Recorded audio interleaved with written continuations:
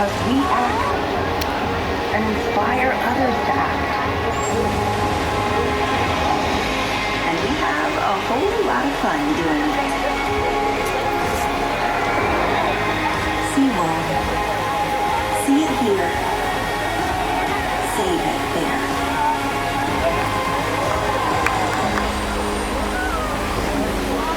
From park to planet.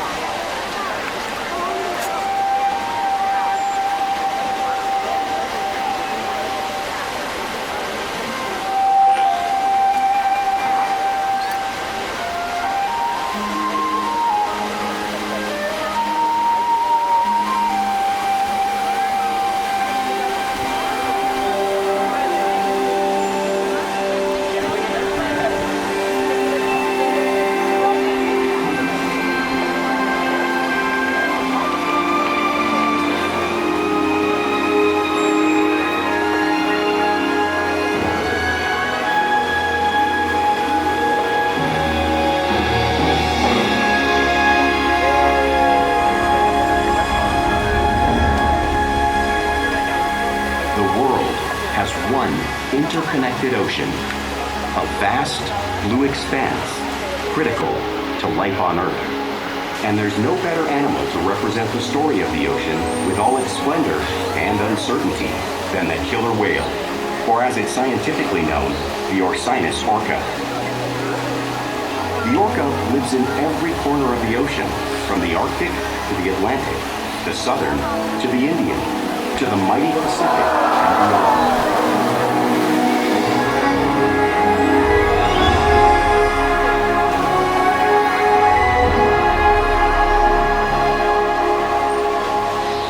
This whale's story is the ocean's story, and it is one we all share.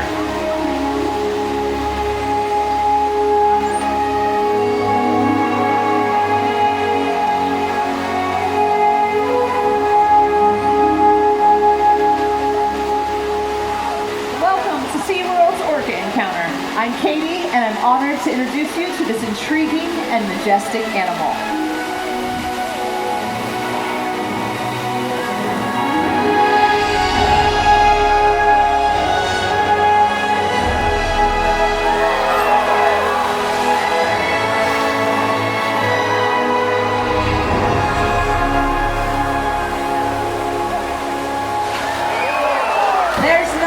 Seeing a killer whale up close and learning about them and their natural behavior. We hope this Orca Encounter will help you better understand these magnificent creatures and all that they represent.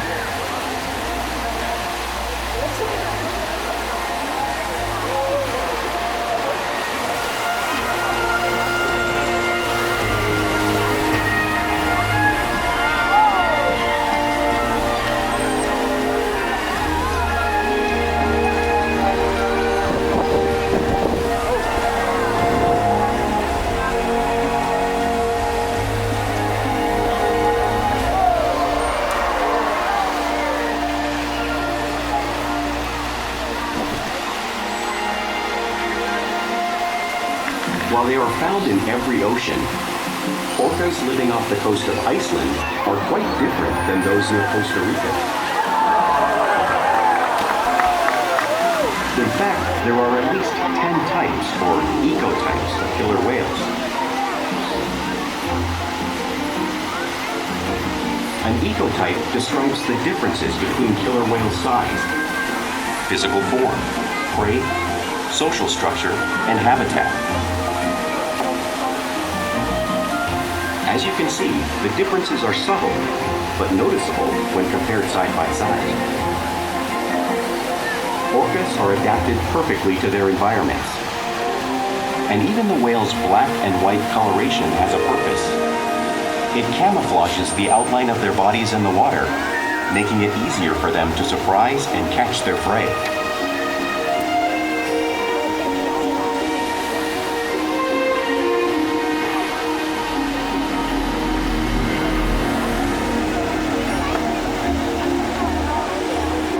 when viewed from above, the black of the whale blends in with the dark depths of the ocean.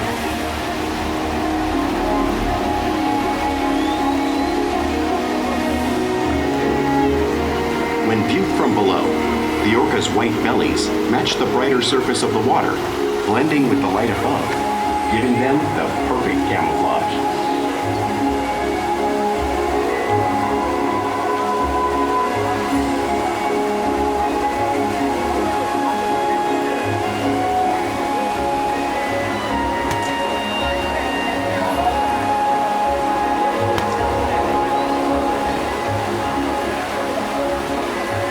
Killer whales truly are a natural wonder, and today, 25-year-old Shouka is going to help me showcase some of their physical characteristics.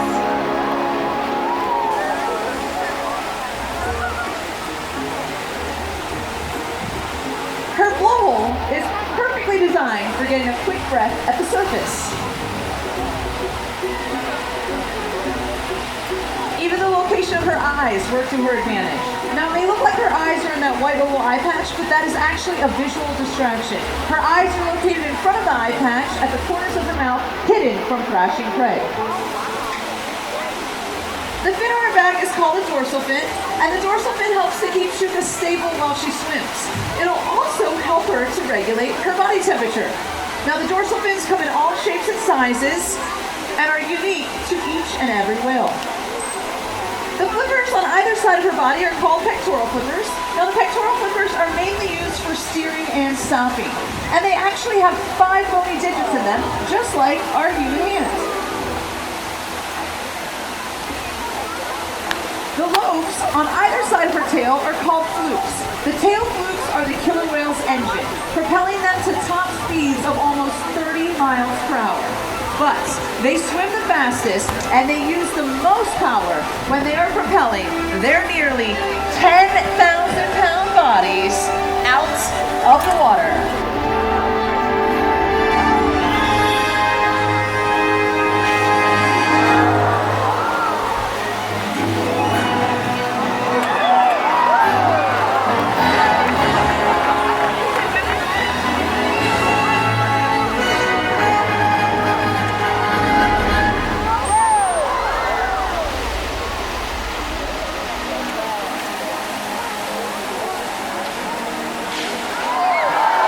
Are highly social animals with a well-defined social structure. An orcapod is always led by a female. Though just half the size of her male counterpart, she is in charge. It's all about attitude, not size. Because they live and work as a group, orcas need to communicate with sounds and body language. Orcas use clicks for echolocation or navigation.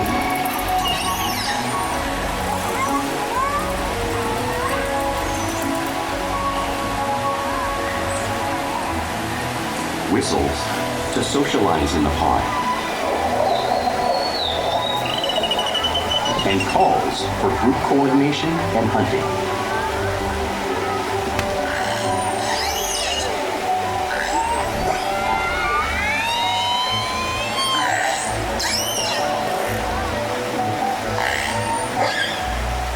Vocal development studies here at Seaworld show that early on, calves learn vocalization from their mothers. But as they grow, they learn from others close to them as well.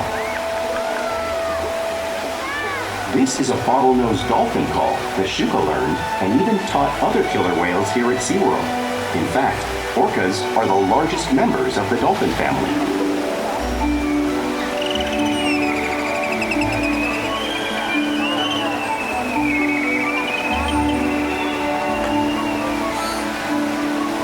Whales here and in the wild use vocalization to communicate all the time. Like all animals, killer whales use body language as a form of communication. A peck slap may be used to show dominance or to get noticed. For example, a mother may use a peck slap to get her calf's attention.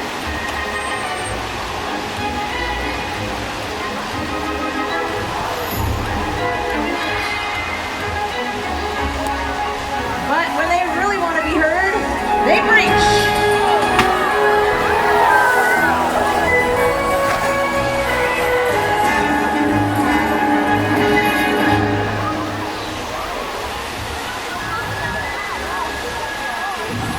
Jumping is how killer whales coordinate and get a better view of their surroundings when they hunt.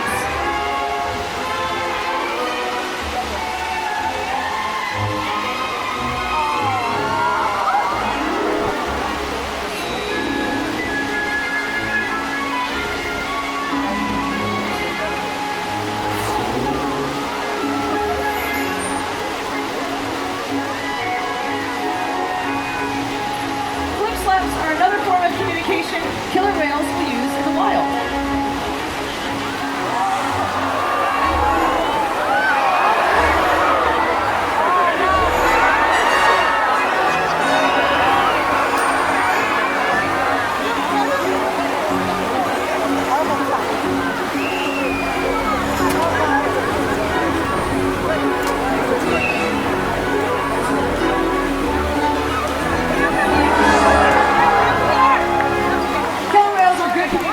So it's no surprise they're at the top of the ocean's food chain.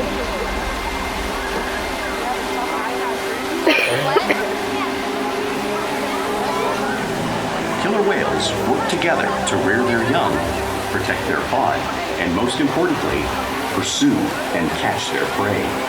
Every day they cooperate to survive in the wild oceans of the world. The orca's hunting techniques are as varied as the whales themselves. Norwegian killer whales will circle herring, herding them together. The whales use sounds to coordinate with each other and to disorient the herring. With the fish confused and contained, the whales stun them with their powerful tail flukes, making for an easy meal.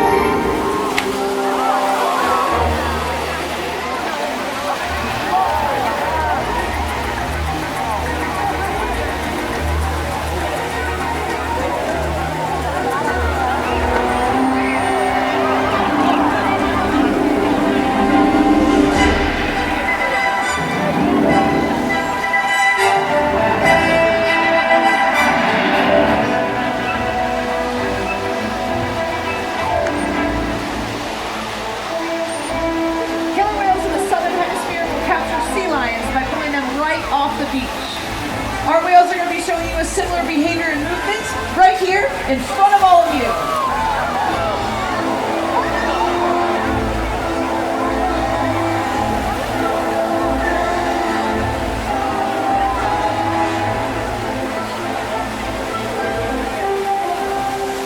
Antarctic orcas will actually create waves washing over floating ice, knocking seals into the water. Shouka and Amaya are going to be showing you a similar behavior around the front of the pool, demonstrating one of the many complex and impressive hunting abilities that killer whales have developed around the world.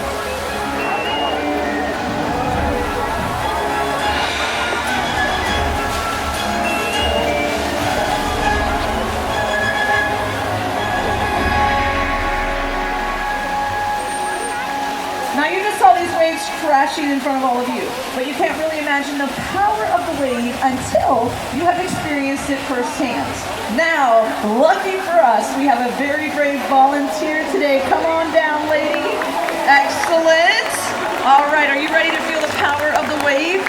Yeah? All right, have a seat right here and push your back all the way up against the glass and hold on tight, little seal, because it looks like we're going to have a really good time. All right, so quite a few of our whales are headed this way. Here they come. All right, hold on tight.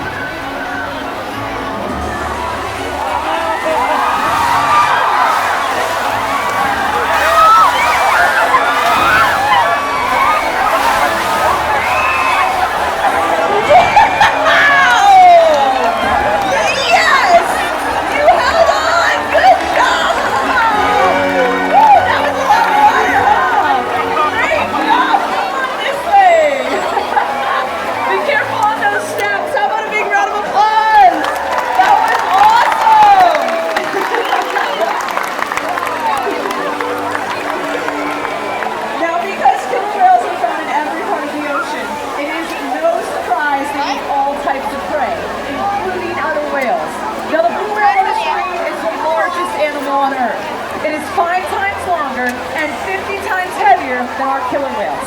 So how does a whale Amaya and Kalia size? size, keep a whale that size in the wild? Well, it's possible because killer whales are the ultimate team players. In this example, we see the larger male orcas surround a sperm whale, forming a perimeter, while the females continue to drive the whale forward until it reaches exhaustion. The calves then move in to join the adults in the group. Whatever their prey, killer whales always cooperate and hunt together, making them a highly successful predator.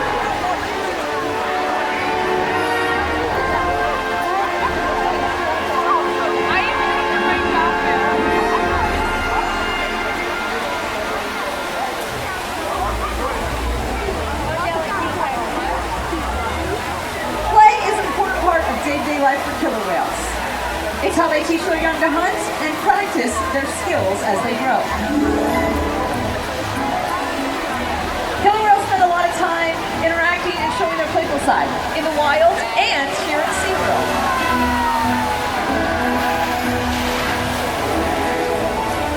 Porpoising is when a whale swims fast at the surface, breaking out of the water briefly.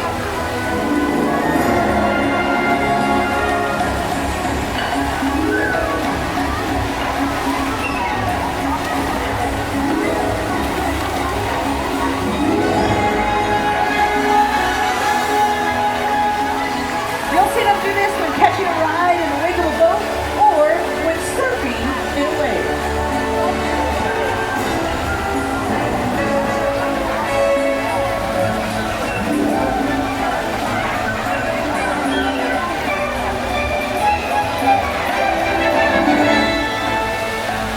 Killer whales like to be touched and will rub their bellies on rocks when they can. Kalia is going to be showing you a similar behavior here, just like the whales in British Columbia would.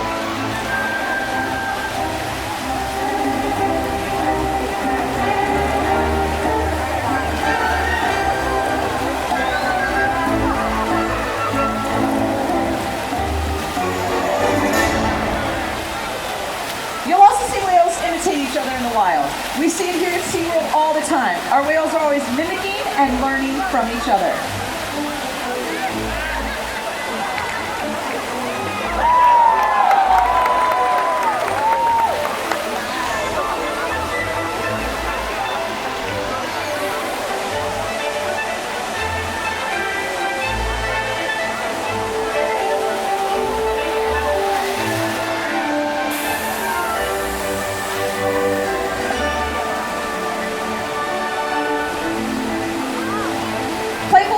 Has a purpose. A tail whip may be used in hunting to stun fish, but today, these killer whales might just be stunning all of you.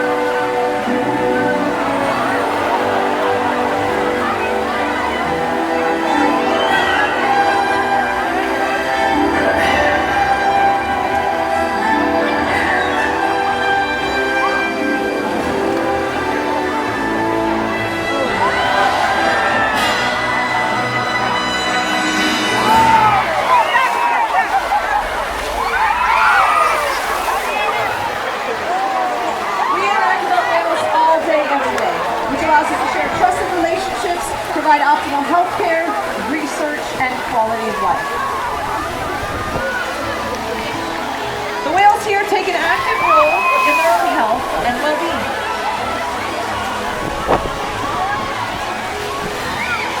For example, when we ask the whales to roll over and offer us their tail flukes, this is a very important husbandry behavior because it actually allows us to take a blood sample from a very prominent vein that runs along the surface of the tail flukes.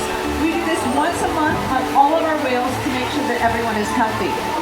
Now our whales can also slide out on a scale like Orkid is doing on the screen. We weigh our whales once a week so we can track their weights, make sure the adults are healthy, and that of course our calves like Amaya are growing properly. Now we can even take a breath sample from their blowhole. Now this is only possible because of the trusted relationships that we have built day after day here at Seaworld. Well, ladies and gentlemen, let me take a moment and introduce this very special whale in front of us. This is Shouka. And as I mentioned earlier, she is 25 years old. She just turned 25 on February 25th. Shouka is an absolutely incredible killer whale to work with. She is by far our most athletic whale. She takes my breath away on a daily basis. She also forms very strong relationships with her trainers and has been a part of numerous research projects that have helped her wild counterparts. Now we challenge our whales every day to learn new things, to engage and stimulate their minds. Diet, exercise, and of course play help keep our whales in great shape.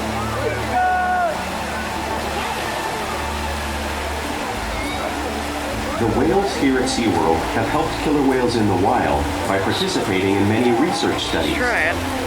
One ongoing study monitors the whale's heart rate and breathing to understand how marine noise pollution from ship engines and other sources affect wild populations. In another study, scientists from NOAA, the National Oceanic and Atmospheric Administration, took measurements of the killer whales living here, including pregnant whales. By comparing these measurements with drone footage of killer whales in the wild, scientists are able to monitor the wild population's nutritional and reproductive states.